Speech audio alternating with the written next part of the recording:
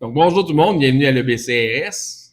Donc, deuxième partie du message de la semaine passée, quand je vous avais dit que c'était un message qui est en deux volets, en deux parties, de ne pas sauter aux conclusions immédiatement.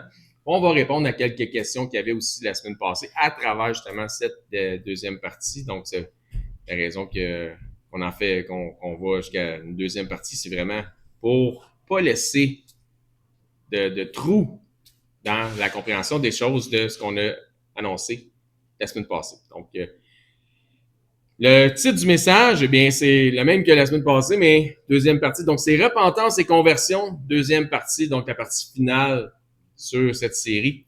Et le passage d'ouverture de ce matin, vous le retrouvez dans le livre du prophète Jonas. En fait, on va lire dans le prophète Jonas et après ça, on va lire dans l'évangile selon Luc pour ce matin.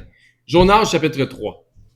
Sam, c'est quoi qui avait passé? C'est quoi qui a eu de spécial avec Jonas? dans le ventre d'une baleine. Ah ouais, c'est ça. Ben, ça résume bien. Puis, si on veut aller un peu plus loin là-dedans, la raison pourquoi il ne voulait pas aller à Ninive. Il disait qu'il n'était pas digne d'être sauvé. Ouais, ok, c'est bon, c'est bon. Et voilà, il était raciste. C'est exactement ça. C'est exactement ça. Ça, c'est simplifier la chose, mais c'était vraiment ça.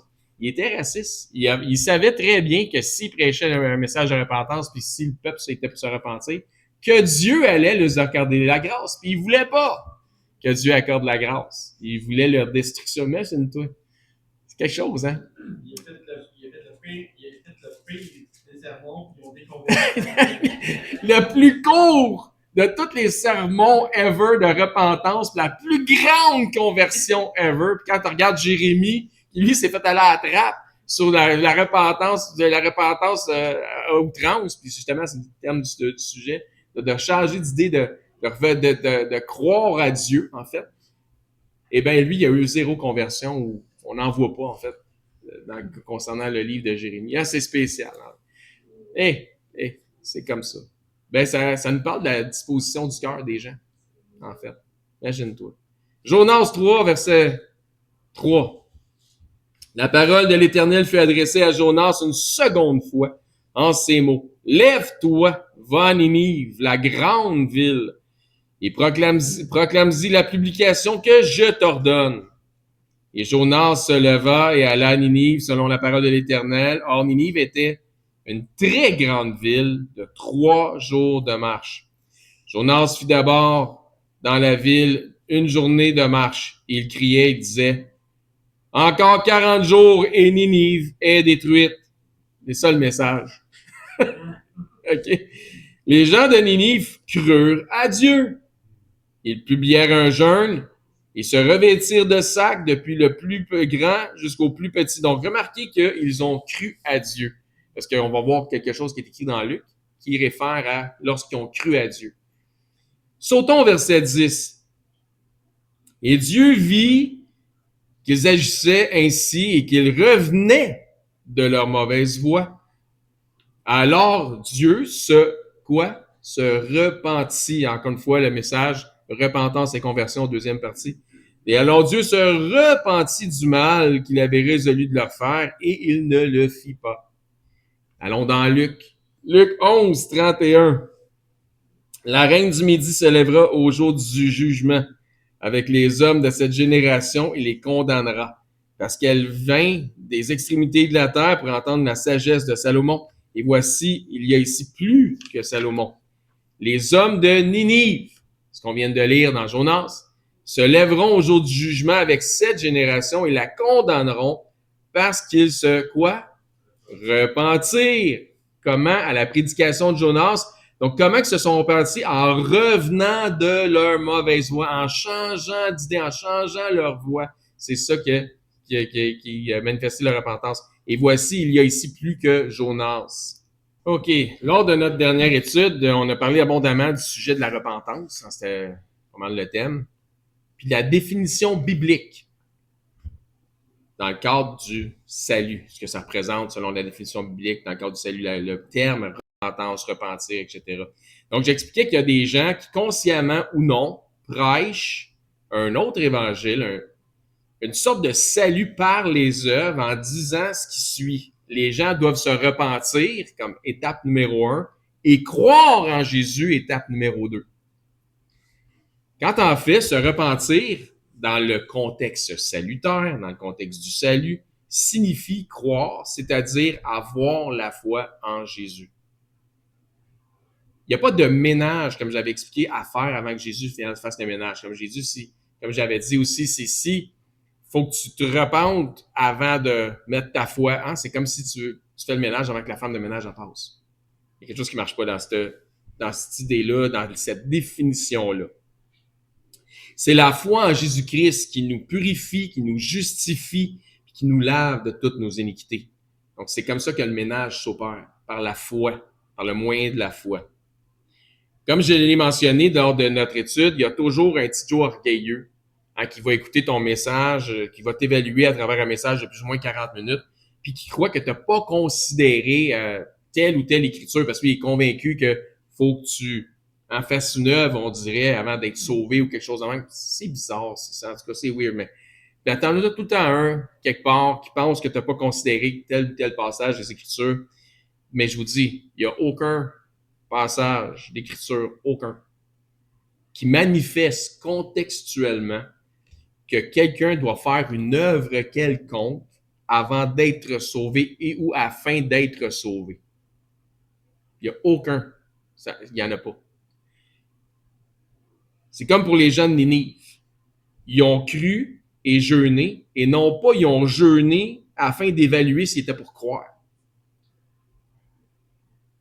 Mais ils ont cru, puis après ça, ils ont jeûné. Mais la première chose que ça nous dit, c'est qu'ils ont cru à Dieu, et après ça, ils ont déclaré un jeûne.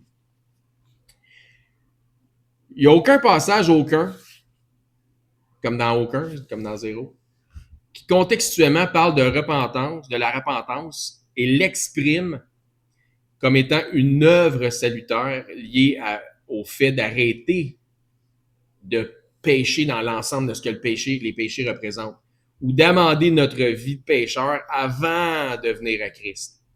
Ça n'existe pas dans les Écritures. Ce n'est pas « change ta vie et viens à Christ ». Malgré que si tu changeais ta vie et tu l'améliorais, ça serait une bonne affaire. Mais ça ne sauve pas. Fait que ce n'est pas « change ta vie et viens à Christ », mais plutôt « viens à Christ et laisse Christ changer ta vie ». Dieu est dans le business de faire des disciples. Et principalement, ça se passe à travers l'Église. Puis je vais faire une petite parenthèse là-dessus. Puis j'en profite pour rappeler que pas d'Église, pas de disciple. Donc, si volontairement, quelqu'un choisit de ne pas aller s'assembler, si tu choisis de ne pas venir t'assembler avec les frères en Église, es-tu véritablement un disciple? Parce que tu ne peux pas recevoir de disciple si tu ne viens pas à l'Église. Donc, par le salut, par la foi en Jésus-Christ, Dieu nous donne accès à la vie et ensuite nous façonne selon sa volonté. C'est un peu comme l'histoire du potier qui forme le pot. Dieu est le potier, puis nous sommes les vases. Mais encore, beaucoup de cette notion-là de formation arrive à l'Église, passe à l'Église et par l'Église, à travers l'Église, parce que c'est ici que s'opère, si vous voulez, une formation ou le disciple. Fin de la parenthèse. Maintenant, si quelqu'un prêche la repentance des péchés avant l'acceptation de Christ comme Seigneur et Sauveur, ce serait l'équivalent de prêcher l'Évangile qui propose d'arrêter de pécher pour aller au ciel et avoir la vie éternelle. Puis si tu proposes, encore une fois, tu prêches un évangile de la repentance des péchés avant l'acceptation de Christ, avant la foi en Jésus-Christ, comme réforme ta vie puis viens à Jésus après. Ça serait l'équivalent de prêcher un évangile qui propose d'arrêter de pécher pour aller au ciel puis avoir la vie éternelle. Donc, ça serait un évangile par les œuvres. Puis c'est pas ça le message de l'évangile. En tant que je suis concerné, si tu prêches que tu dois arrêter de pécher pour aller au ciel, tu prêches carrément un autre évangile. C'est plate, parce que si quelqu'un falsifie l'évangile, il fait de lui-même un faux prophète. Si c'est par ignorance, que Dieu ait pitié de cette personne, parce qu'on peut tous avoir des perspectives un peu erronées parce qu'on sait juste pas la définition des choses. Et si c'est par ignorance, que Dieu ait pitié de cette personne, mais si c'est par entêtement, si c'est par orgueil, malheur à cette personne qui risque de récolter exactement ce qu'elle a semé. Donc, on pourrait regarder de multiples passages dans les Écritures ou des conjugaisons du mot ou du terme repentance, où ça peut être utilisé dans les Écritures à plusieurs endroits, puis s'apercevoir que ça mentionne jamais une suite telle que « Repentez-vous de vos péchés ». On verra pas ça. On pourrait regarder encore une fois, je vous dis, on pourrait regarder à plusieurs endroits des Écritures, jamais vous allez voir cette formule-là de « Repentez-vous de vos péchés ». Comment se fait-il donc qu'un évangile trop souvent propagé propose aux perdus de ce monde « Repentez-vous de vos péchés » ou « Détournez-vous de vos péchés ». Je sais pourquoi, je comprends pourquoi. Suivez-moi, ok? D'accord? Je vais revenir là-dessus. Je veux dire, c'est que si l'intention, elle est bonne, la formule ne l'est absolument pas. L'intention peut être bonne, mais la formule mauvaise. Ce n'est pas nous-mêmes, dans une formule salutaire, qui effaçons nos propres péchés, mais c'est le pardon de Dieu qui nous absout. Encore une fois, ce n'est pas nous-mêmes, dans une formule salutaire pour le salut, qui effaçons nos propres péchés, mais c'est le pardon de Dieu qui nous absout.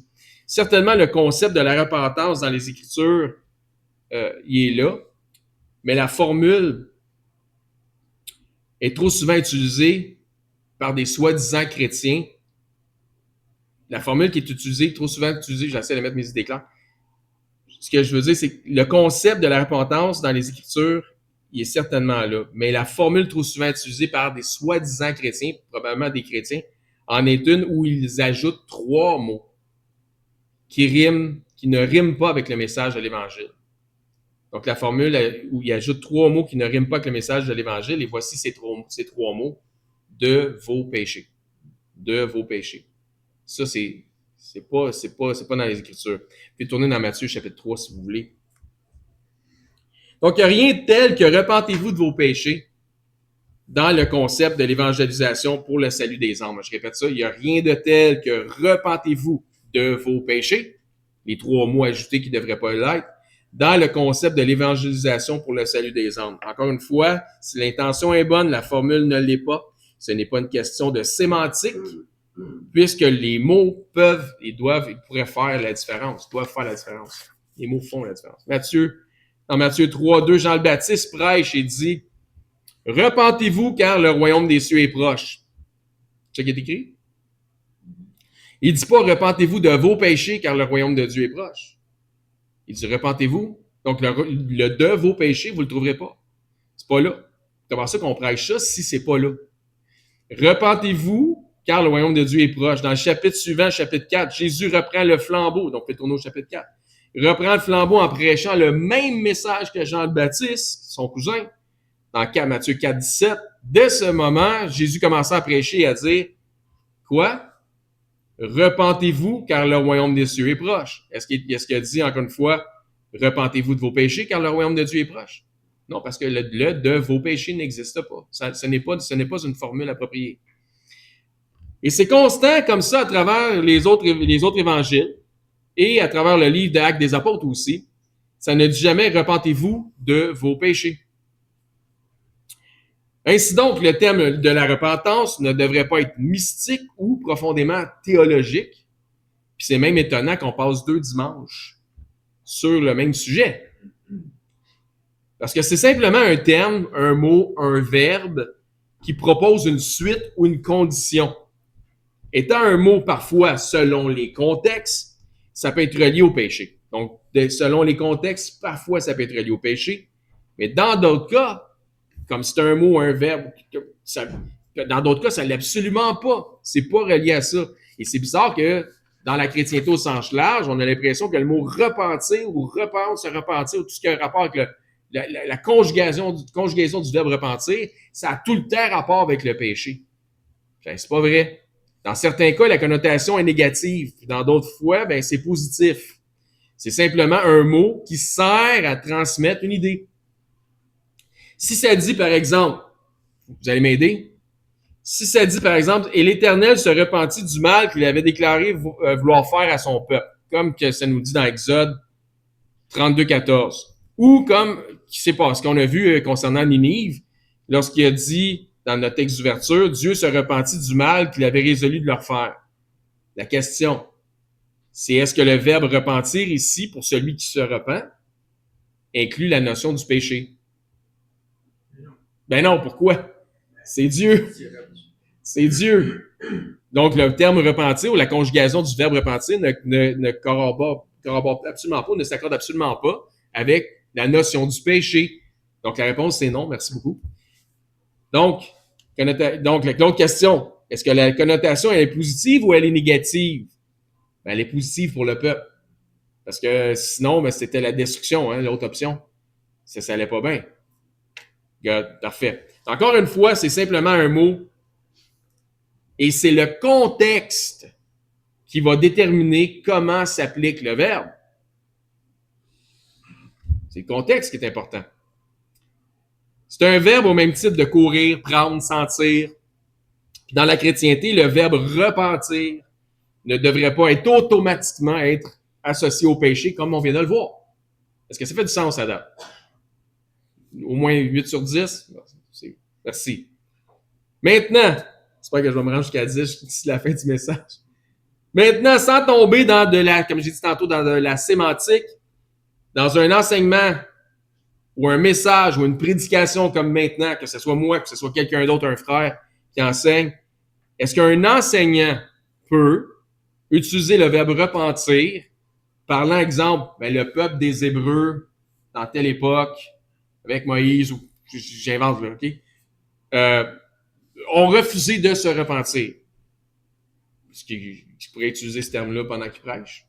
Ben oui, n'est-ce pas? Ben oui. Puis on pourrait comprendre qu'est-ce qu'il veut dire, encore une fois, sans faire des sémantiques.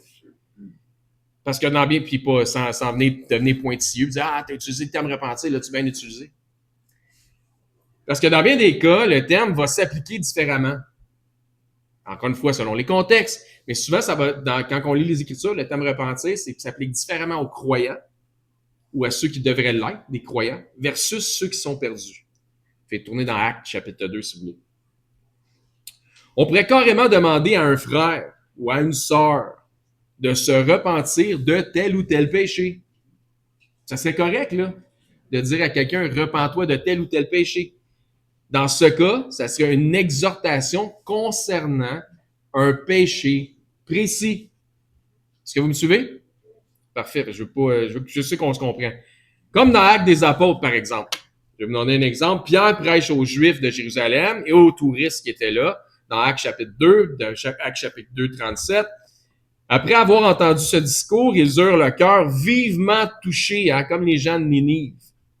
Et ils dirent à Pierre et aux autres apôtres, « Hommes, frères, que ferons-nous? Qu'est-ce qu'il faut qu'on fasse? » Comment dit, qu'est-ce qu'il faut qu'on fasse pour sortir du trouble dans lequel on s'est mis, puis pour en être sauvés? Pierre leur dit quoi? « Repentez-vous, et que chacun de vous soit baptisé au nom de Jésus-Christ pour le pardon de vos péchés, et vous recevrez le don du Saint-Esprit. » Donc, deux choses ici. Je ne sais pas si je vais me rendre à la deuxième, mais je vais commencer par la première. Repentez-vous fait définitivement référence à mettre leur foi en Jésus-Christ pour le pardon de leurs péchés. C'est ce qu'ils viennent de dire. Repentez-vous, soyez baptisés au nom de Jésus-Christ pour le pardon de vos péchés. Le baptême ici étant la manifestation publique de la conviction du cœur. Parce que c'est exactement ce que le message de Pierre, ou ce que Pierre vient de prêcher. Mais encore, Pierre, dans son message, en tant que groupe, leur fait un reproche personnel au groupe auquel il s'adresse, qui est lié à un péché en particulier. Encore une fois, comme on pourrait dire à un frère ou une sœur, repens-toi de tel péché. Puis ça serait précis pour un péché. Encore une fois, dans le message, il précise un péché en particulier lorsqu'il leur demande de se repentir. Acte 2, 22. Hommes israélites, écoutez ces paroles. Jésus de Nazareth, comme c'était écrit sur son écriteau, sur son stipe de la croix, Cet homme à qui Dieu a rendu témoignage devant vous par les miracles, les prodiges et les signes qu'il a opérés par lui au milieu de vous, comme vous le savez vous-même. C'était pas quelque chose qui n'était pas su, là. Cet homme livré selon le dessein et arrêté selon la préscience de Dieu, vous l'avez crucifié. C'était quoi le péché qu'il avait commis comme groupe? De pas commis, on crucifié Jésus. Ouais, puis parce qu'ils n'ont pas cru, ils ont crucifié Jésus. Vous l'avez fait mourir par la main des impies. Donc Pierre leur parle carrément d'un péché en particulier dont ils ont été coupables. Par incrédulité, ils ont fait mourir leur propre roi. Ainsi donc, repentez-vous peut aussi, dans le contexte, pourrait faire allusion à ce péché précis. Autrement dit, vous avez gaffé grave, mais il y a une façon de vous en sortir, puis d'éviter la colère de Dieu, c'est en mettant votre foi dans le ressuscité, celui que vous avez crucifié. Ainsi donc, vous allez être pardonné de ce péché et par le fait même de vos péchés. Par la foi en Jésus-Christ, par le moyen de la foi. Encore une fois, il n'y avait rien qu'il pouvait faire pour détruire Jésus. Jésus s'est occupé de ça, il était ressuscité. Mais la gaffe était faite. Je vais vous faire la lecture de 2 Corinthiens 12, 21. Pendant ce temps-là, vous pouvez tourner dans Romains 6. 2 Corinthiens 12, 21. Je crains qu'à mon arrivée, mon Dieu ne m'humilie de nouveau à votre sujet et que je n'ai à pleurer sur plusieurs de ceux qui ont péché précédemment et qui ne se sont pas repentis de l'impureté, de l'impudicité, de la dissolution, des dissolutions auxquelles ils se sont livrés. Ici, Paul fait référence à des reproches sévères qu'il leur avait adressés dans le premier épître aux Corinthiens. Il précise ici des péchés clairs, impureté, impudicité, dissolution. Ainsi donc, les croyants ou ceux qui disent l'être, comme j'ai dit des fois, le contexte va s'adresser différemment aux croyants qu'aux perdus.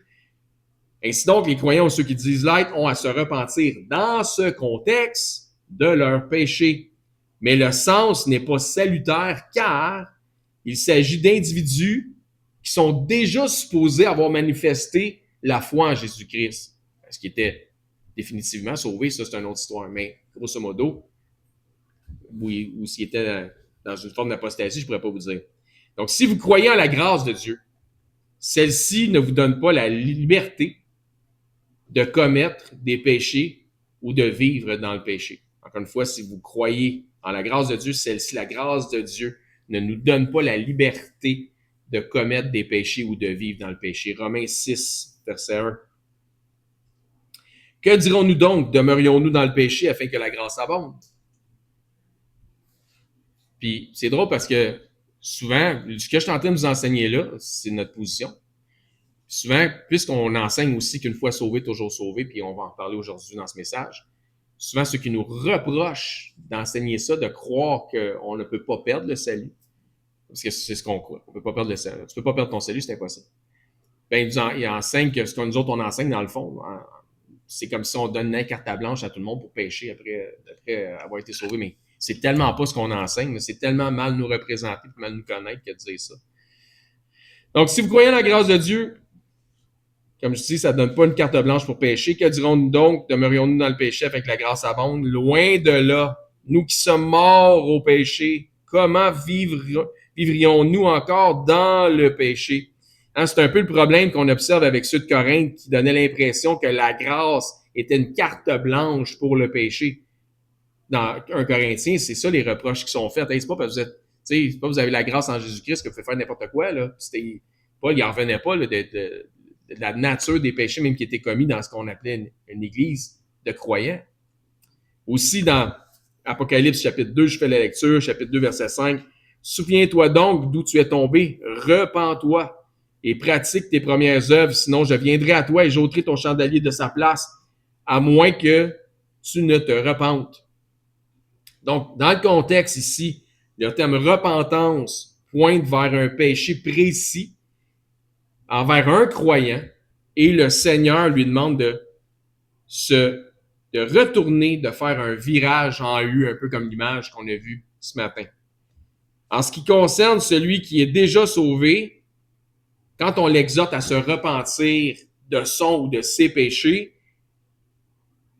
c'est pas pour le salut, mais parce qu'il devrait connaître mieux et il devrait faire mieux. Encore, je répète, en ce qui concerne celui qui est déjà sauvé, lorsqu'on l'exhorte à se repentir de son ou de ses péchés, ce n'est pas pour une question salutaire, ce n'est pas dans un contexte salutaire, parce qu'il a déjà confessé Christ, mais c'est parce qu'il devrait connaître mieux et il devrait faire mieux. Il devrait savoir ce qu'il a, tu sais. Donc, c'est parce qu'il n'agit pas avec sagesse.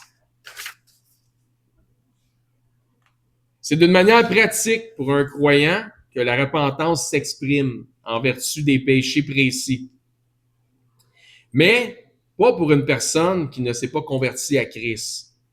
Dans un contexte salutaire, tu peux pas lui imposer à celui qui n'est pas sauvé, tu peux pas lui imposer de se repentir de ses péchés. Ça donne rien dans le contexte salutaire parce qu'il est même pas sauvé. Encore une fois, c'est bien que quelqu'un amende ses voies, mais ça le sauve pas. Les œuvres ne sauvent pas. Encore une fois, le seul et unique péché dont les gens sans Christ sont appelés à se repentir, c'est lequel? Celui de l'incrédulité. Le seul et unique péché dont les gens sans Christ sont appelés à se repentir, première des choses, première étape, c'est d'avoir la foi. Donc, c'est le péché de l'incrédulité. C'est là que ça commence. Par la suite, Dieu va éventuellement pointer et préciser des éléments dans leur vie qui nécessitent des changements à travers le discipulat, à travers la prédication de la parole, à travers la conviction par le Saint-Esprit, etc., etc. Donc, finalement, la vie chrétienne, c'est une vie de continuelle repentance. On doit constamment tendre vers la perfection. Donc, je ne parle pas ici d'une vie d'auto-flagellation, mais simplement parce que c'est notre nature charnelle qui nous pousse constamment aux imperfections. Et on doit continuellement tendre vers la perfection. On ne cesse jamais d'apprendre et de croître dans la sanctification. On ne cesse jamais d'apprendre et de croître dans la sanctification. Ceci étant dit, à ne pas confondre repentance et sanctification. Mais, ce que je veux dire, c'est que Dieu, tout au long de notre vie chrétienne, par ses enseignements, modifie nos pensées et quand nous déraillons, quand on bifurque la voie, ben, il nous pousse à revenir dans la bonne voie. Donc, c'est ça la vie chrétienne. Pour ce qui est des gens perdus dans ce monde, le Saint-Esprit de Dieu doit les convaincre du péché. C'est particulier que l'évangile de Jean, si vous avez lu l'évangile de Jean, qui est celui qui, dans un sens, moi, je trouve, qui évangélise le plus. Au commencement était la parole était avec Dieu, la parole était Dieu, puis là, la parole s'est faite chair, etc., etc. Tu sais, c'est vraiment, ça te fait comprendre que Jésus-Christ est vraiment Dieu en chair, venu, qui est mort pour nous, qui est ressuscité. C'est vraiment un événement, tu sais, Jean 3,16. Car Dieu a tant aimé que vous connaissez par cœur. Car Dieu a tant aimé le monde qu'il a donné son Fils unique, afin que quiconque croit en lui ne périsse pas, mais qu'il ait la vie éternelle. Donc, c'est vraiment, puis vous tournez à Jean 16, si vous voulez. Ben, c'est vraiment un évangile qui évangélise beaucoup. Mais il n'y a aucun endroit concernant les écrits de Jean, si on fait exception du livre d'Apocalypse, qui potentiellement a été écrit par un autre individu du nom de Jean. À aucun endroit dans l'évangile de Jean ou l'épître de Jean, le 1, le 2, le 3, dans aucun endroit, je n'ai trouvé un lien avec le mot repentance. Pourtant, c'est un évangile qui évangélise beaucoup, mais qui ne parle pas de repentance. Fait que le fameux repentez-vous de vos péchés. Encore une fois, c'est pas biblique. Mais c'est quand même dans son récit de l'Évangile que je trouve un passage très utile à la compréhension de ce que repentance signifie en ce qui concerne le salut. Encore une fois, contextuellement au salut. Jean 16, verset 7. Cependant, je vous dis la vérité, il vous est avantageux que je m'en aille, car si je ne m'en vais pas, le Consolateur, qui est le Saint-Esprit, ne viendra pas vers vous. Mais si je m'en vais, je vous l'enverrai. Et parce qu'il sera venu, il convaincra le monde en ce qui concerne quoi? Le péché, la justice et le jugement. En ce qui concerne le péché, pourquoi? Parce qu'il ne croit pas en moi. Donc, vous remarquerez que la question ici, est-ce que Est-ce qu'il va les convaincre de leur péché avec un S au pluriel? Ou convaincre en ce qui concerne le péché? Donc, remarquez que le péché est au singulier. Et de quel péché s'agit-il? L'incrédulité. C'est ce que Jésus dit. De quel péché s'agit-il? Parce qu'ils ne croient pas en moi. Un seul péché. L'incrédulité. Ça ne veut pas dire qu'ils n'ont pas d'autres péchés, puis qu'il ne veut pas les nettoyer de l'ensemble de leurs péchés, mais ça commence par une affaire, la conviction, donc de se repentir d'un péché, donc de changer d'idée concernant Jésus-Christ, puis de croire qu'il est le Messie, qu'il est le Seigneur et Sauveur, et d'en faire ton Seigneur et Sauveur personnel par une foi personnelle. Ce n'est donc pas les gens ont besoin de se repentir et de venir à Jésus-Christ, mais bel et bien, les gens ont besoin de venir à la repentance en croyant en Jésus-Christ. Je répète ça. Ce n'est donc pas les gens ont besoin de se repentir et de venir à Jésus-Christ, mais bel et bien, les gens ont besoin de venir à la repentance en croyant à Jésus-Christ. Repentez-vous, convertissez-vous, car Jésus-Christ est roi et il y a une place pour vous dans son royaume. Le verbe croire dans Jean, le verbe 99. Ouais. Juste dans l'évangile de Jean. C'est pour ça que ça évangélise. Mais le mot repentance n'y est pas. Il n'y a pas de conjugaison du mot repentir, repentance. Encore une fois, merci. Puis en passant, je remercie encore Bessie pour son input la semaine passée qui est arrivé avec le sens grec de repentance. Ça avait vraiment donné du punch au message.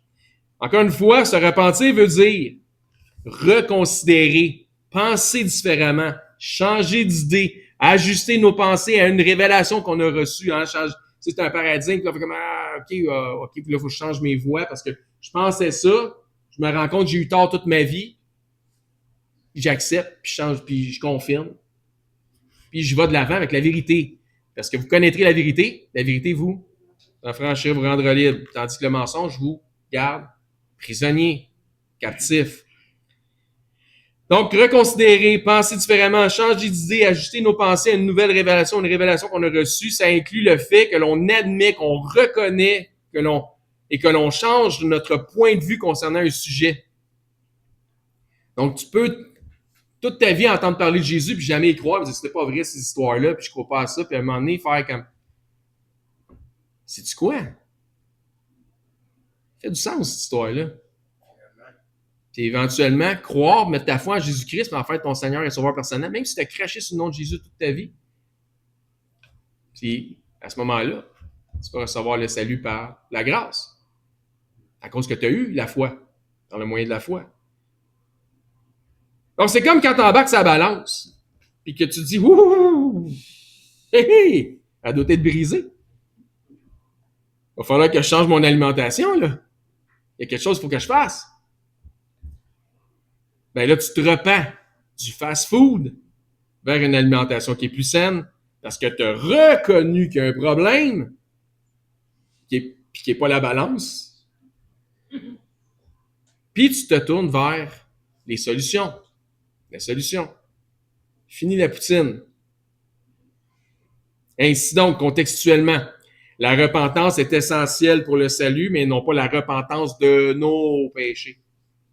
Parce que s'il faut que tu te repentes de tes péchés pour le salut, que se passe-t-il si tu pêches encore? Est-ce que tu perds ton salut? Voyez-vous comment ça fait pas de sens? C'est pour ça que la définition est importante, la compréhension des termes est importante. Je vais revenir là-dessus. Donc, ça deviendrait très légaliste.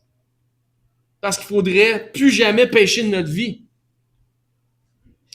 Parce que si je dois me détourner de mes péchés afin de suivre Jésus ou afin d'être sauvé, je devrais donc continuer à 100% dans cette voie afin de demeurer sauvé. Suivez-vous? Donc, si tu es sauvé par les œuvres, il faut que tu continues par les œuvres. C'est comme que Paul a dit, si tu veux être légaliste, si tu veux être dans la loi, il faut que tu suives toute la loi. Mais tu n'y arriveras pas. Fait que t'es fait. Donc, la grâce, c'est ce qui fait la différence par le moyen de la foi. C'est pourquoi je prêche régulièrement avec raison, comme je l'ai dit, on était pour venir là-dessus, que ceux qui enseignent la perte du salut enseignent un salut par les œuvres. Parce que la grâce de Dieu, par le moyen de la foi personnelle, est C'est ça qu'on a besoin. On a besoin de la grâce de Dieu par le moyen de la foi personnelle. Pourquoi? Parce qu'une fois sauvé, toujours sauvé. OSAS. O-S-A-S. Qui veut dire once saved, always saved. Donc, c'est notre position ici. Aussi, dans mes recherches concernant ce message, j'ai découvert que le fameux message « Repent of your sin and believe in Jesus », donc « Repentez-vous de vos péchés et croyez en Jésus », et de ses dérives telles « Turn or burn »,« Détourne-toi ou brûle », a été popularisé par des prêcheurs évangélistes plutôt états-uniens, dans sur les États-Unis. Mais dernièrement, c'est bizarre, je vous dis, c'est weird. C'est comme ceux parmi les calvinistes qui se démarquent plus particulièrement en défendant exactement la position contraire de ce que je vous enseigne. Ils justifient ce que je suis en train de vous dire. Là. Croyez, détournez-vous de vos péchés ou puis croyez en Jésus-Christ ou arrêtez de pécher puis croyez en Jésus-Christ. Ça, là, c'est pas biblique. Les gens doivent se repentir et croire en Jésus. Ça, ils justifient leur position. Pourtant, c'est pas biblique. Ils justifient de prêcher l'Évangile, de repentez-vous de vos péchés et croyez en Jésus-Christ. Ils disent que ça, c'est la bonne formule. La plupart des grands amis de feu John MacArthur, comme Paul Washer, Todd Friel, Ray Comfort, qui sont des super orateurs, chacun avec leur style différent, ils vont joindre l'ensemble des gens, là, si tu regardes les trois ensemble, là, etc. Ils défendent cette position-là, puis ils trouvent des arguments pour défendre cette position-là, puis c'est bizarre. Parce que selon leur théologie, la repentance ou le salut est un don de Dieu qui n'est possible qu'aux élus que Dieu a prédestinés ou présélectionnés pour le salut. Je comprends pas. Je vous dis, là, je comprends rien. J'étais allé les voir les trois, puis les trois sont accusés d'annoncer l'Évangile en disant « Repentez-vous de vos péchés et croyez en Jésus-Christ. » Donc, puis les trois défendent leur position, puis continuent à piocher, puis à dire que c'est la bonne façon d'annoncer l'Évangile. Les trois n'annoncent pas l'Évangile de toute façon. Aucun Évangile de Jésus-Christ. Encore une fois, les calvinistes se démarquent avec leur faux évangile qui est tordu, comme Dominique vient de le mentionner. L'autre groupe, je vais tourner dans 1 Corinthiens 6, si vous voulez. L'autre groupe qui ne semble pas avoir de problème avec le principe du besoin de la foi plus les œuvres pour être sauvé est nul autre que les catholiques romains. Donc, l'Église catholique romaine, les enseignements de l'Église catholique romaine. C'est surtout de ce groupe que vient la fameuse phrase « Il faut gagner son ciel ». Il faut travailler à gagner son ciel. Donc, en terminant, et encore une fois, je crois qu'il y a des gens dans le catholicisme romain qui sont sauvés, non pas à cause de l'Église catholique romaine, mais en dépit des enseignements de l'Église catholique romaine. Donc, ils sont venus à la connaissance de Christ, mais pas à cause de leurs enseignements et de leurs dogmes. Donc, en terminant, 1 Corinthiens 6, 9. Ne savez-vous pas que les injustes n'hériteront pas le royaume de Dieu? Ne vous y trompez pas, ni les impudiques, ni les idolâtres, ni les adultères, ni les efféminés, ni les infâmes, ni les voleurs, ni les cupides, ni les ivrognes, ni les outrageux, ni les ravisseurs n'hériteront le royaume de Dieu. Cette liste représente des péchés commis par des pécheurs. Nous sommes tous d'accord que c'est important pour les croyants de ne pas commettre cette liste de péchés. Vrai? Bon, je parle au bon monde, c'est bon. Mais il n'y a aucun endroit dans les Écritures qui propose d'éliminer ces péchés de nos vies avant de venir à Christ. La liste qu'on vient de lire, il n'y a aucun endroit dans les Écritures qui propose d'éliminer ces péchés de notre vie, de faire ce ménage-là avant de venir à Christ. Au contraire, le message de l'Évangile, c'est « Viens à Christ tel que tu es, avec ton bagage, car il faut naître de nouveau. » C'est un renouveau. Tu étais où ce que tu étais, c'est comme ça que tu arrives. Puis tu deviens une nouvelle créature. Et c'est exactement ce que Paul exprime dans le verset suivant. Après avoir fait toute la liste de tous ces péchés-là, Paul, dans le verset suivant, il va parler de la transformation de la vie, de la nouveauté de vie en Jésus-Christ, au verset 11. Et c'est cela ce que vous étiez, quelques-uns d'entre vous, mais vous avez été lavés, vous avez été sanctifiés, mais vous avez été justifiés. Donc, tout, c'est fini. Au nom du Seigneur Jésus-Christ. Vous étiez ça, mais vous n'avez pas changé ça avant de venir à Christ, mais c'est en venant à Christ que ça a changé. Et par l'Esprit de notre Dieu, retenez ça, et par l'Esprit de notre Dieu. Le pire péché, les pires péchés sont énumérés dans cette liste, bien qu'elle est sommaire, mais Paul confirme bel et bien que c'est Dieu qui a fait le ménage, et non pas que le ménage a été fait par les actions de la chair. Il dit par l'Esprit de notre Dieu. Le ménage s'est fait par l'Esprit de Dieu. J'espère que ce message aura su être entendu au minimum par des gens qui nous entendent en ligne et qui prêchent un évangile qui est non conforme. Donc, la série des 2 messages. Et que celui ou celle qui enseigne, qui prêche un mauvais évangile, se repentira de ses mauvaises voies, pour utiliser le terme repentir. Que Dieu soit glorifié. Conclusion du message de ce matin. Donc, c'est le 2e message sur un sujet qui peut paraître banal, mais qui ne l'est pas lorsque c'est volontairement utilisé à mauvais escient, donc le terme repentance. Comme je l'ai dit la semaine passée, nos terminologies, nos définitions doivent s'accorder avec la pensée de Christ afin de pouvoir bien communiquer l'évangile de Christ. Encore une fois, ce n'est pas banal puisqu'il s'agit de vous enseigner ici à l'EBCRS l'ensemble de tout le conseil de Dieu. Et le terme repentance, le verbe repentir, s'ils sont mal définis, peuvent compromettre le salut et dégénérer complètement en un autre évangile. Donc la question est, est-ce que le Saint-Esprit vous a convaincu du péché de l'incrédulité? Vous êtes-vous repenti de cette incrédulité?